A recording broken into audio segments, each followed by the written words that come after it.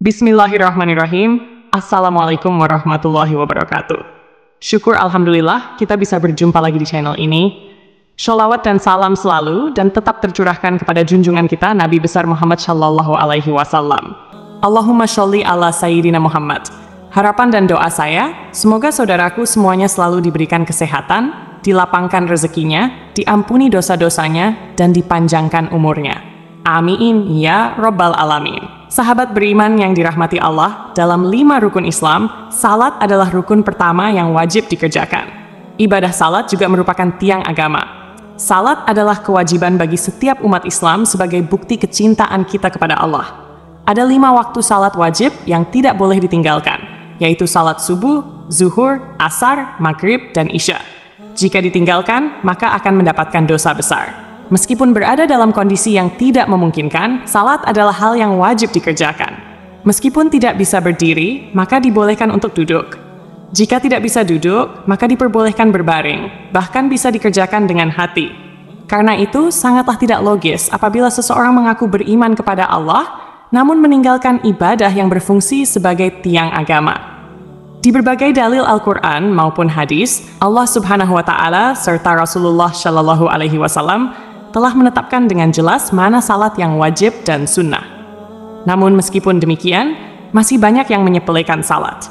Rasulullah Shallallahu Alaihi Wasallam bersabda, "Inti dari segala perkara adalah agama Islam, dan tiang penopangnya adalah salat." Hadits riwayat Tirmidzi.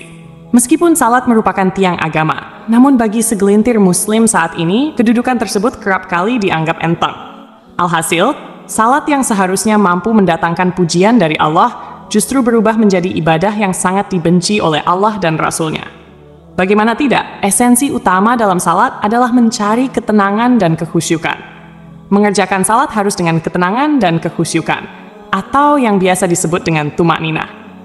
Salat tanpa tumakninah bisa menghilangkan ruh dari salat itu sendiri. Parahnya, salat yang seperti cacing kepanasan atau terburu-buru tanpa menyertai tumakninah sering terjadi di sekitar kita. Ada hadis yang perlu kita ketahui, di mana Rasulullah pernah mengibaratkan orang yang salat tanpa tumakninah sama dengan kejahatan seperti seorang pencuri.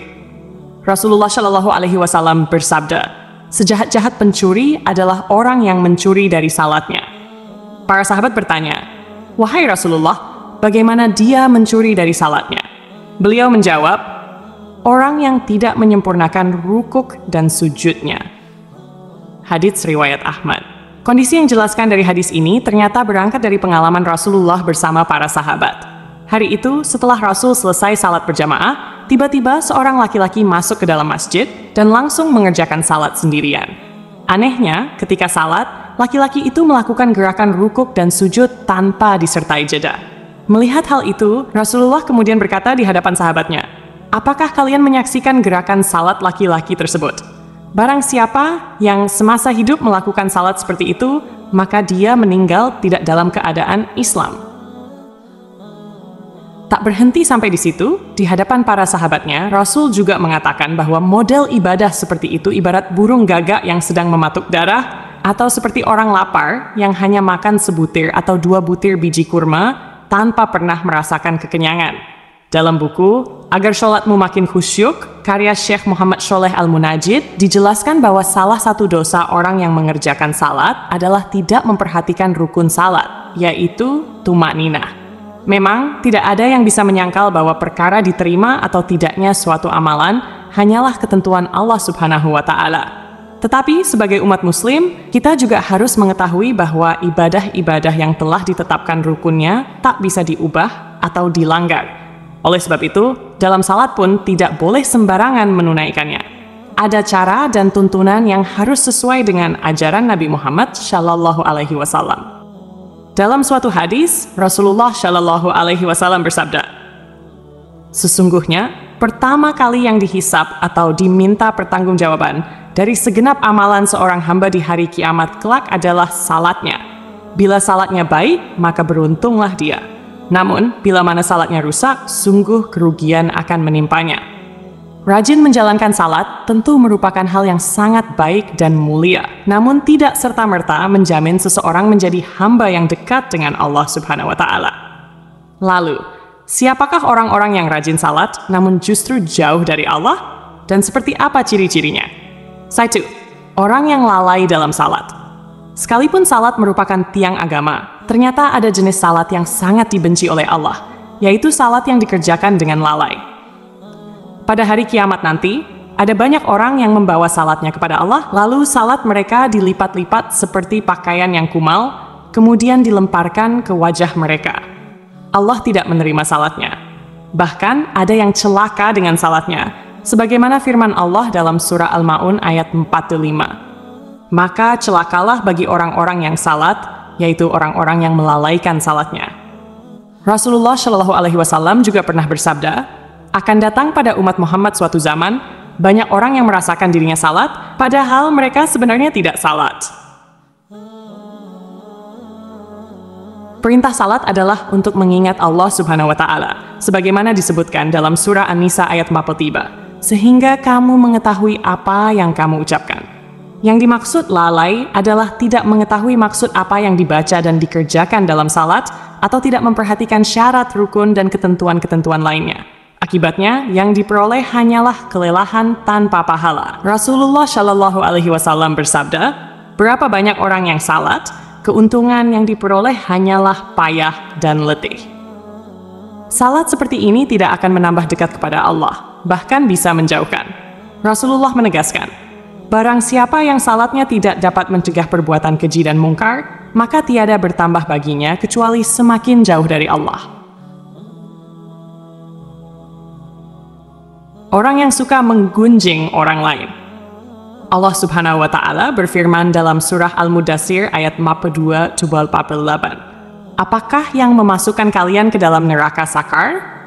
Mereka menjawab, kami dahulu tidak termasuk orang-orang yang mengerjakan salat, dan kami tidak pula memberi makan orang miskin. Kami juga suka membicarakan hal yang batil bersama orang-orang yang membicarakannya, dan kami mendustakan hari pembalasan hingga datang kepada kami kematian. Dalam ayat ini, salah satu penyebab seseorang masuk neraka adalah suka membicarakan kejelekan orang lain. Orang yang salat, namun suka membicarakan aib orang lain, akan ditempatkan di neraka sakar. Allah melarang perbuatan ini, sebagaimana firman-Nya dalam surah Al-Hujurat ayat 12. Wahai orang-orang yang beriman, jauhilah banyak dari prasangka, karena sebagian prasangka itu dosa. Janganlah mencari-cari kesalahan orang lain, dan janganlah menggunjing satu sama lain. Adakah seseorang di antara kalian yang suka memakan daging saudaranya yang sudah mati? Maka tentulah kalian merasa jijik kepadanya. Bertakwalah kepada Allah, sesungguhnya Allah Maha Penerima Taubat lagi Maha Penyayang. 3. Orang yang acuh pada sesama. Allah Subhanahu wa Ta'ala berfirman, sesungguhnya aku hanya akan menerima salat orang-orang yang merendahkan dirinya karena kebesaranku, menahan dirinya dari hawa nafsu karena aku, dan mengisi sebagian waktu mereka untuk mengingatku. Orang yang acuh pada sesama, tidak peduli terhadap kebutuhan orang lain, atau hanya fokus pada dirinya sendiri, menunjukkan bahwa esensi salat belum diterapkan dalam kehidupannya. Salat seharusnya mendidik manusia untuk lebih peduli, merendah hati, dan berbuat kebaikan kepada sesama. Siangnya untuk berzikir kepadaku, melazimkan hatinya untuk takut kepadaku, tidak sombong terhadap makhlukku, memberikan makan kepada orang yang lapar, memberikan pakaian kepada orang yang telanjang, menyayangi orang yang terkena musibah, serta memberikan perlindungan kepada orang yang terasing. Kelak, cahaya orang itu akan bersinar seperti cahaya matahari.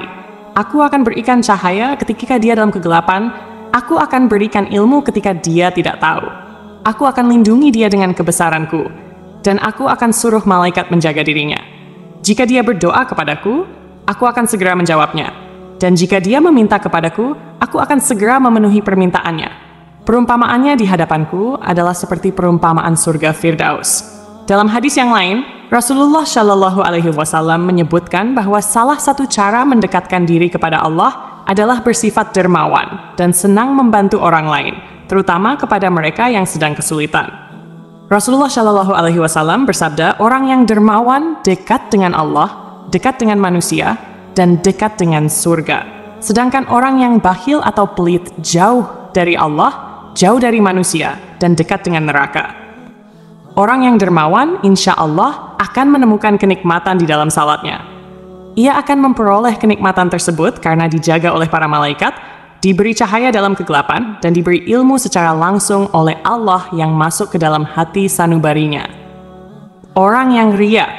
Sebab pertama yang mampu menjerumuskan seorang ahli ibadah sehingga mendapatkan azab, bahkan menjadi penghuni neraka, adalah sifat ria.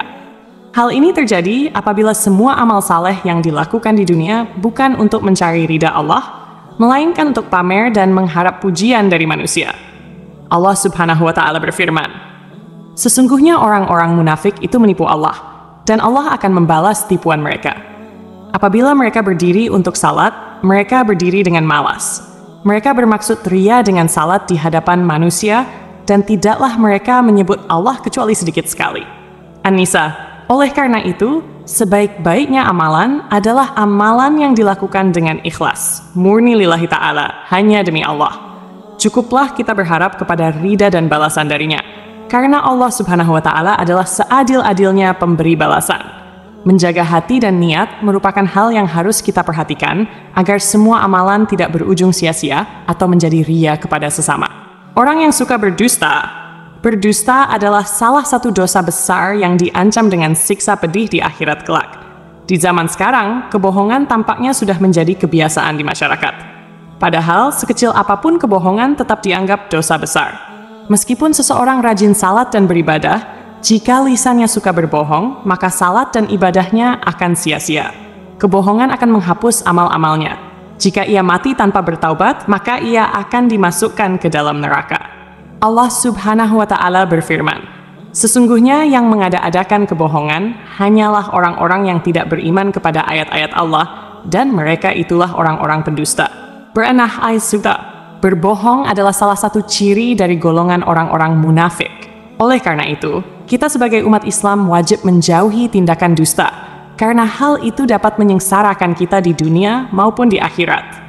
Semoga kita termasuk golongan orang-orang yang rajin salat dan dekat dengan Allah Subhanahu wa Ta'ala, sehingga kita mendapatkan ridhanya dan menetap di surganya kelak. Amin ya Rabbal Alamin. Demikian yang bisa saya bagikan, semoga bermanfaat untuk kita semua. Wassalamualaikum warahmatullahi wabarakatuh.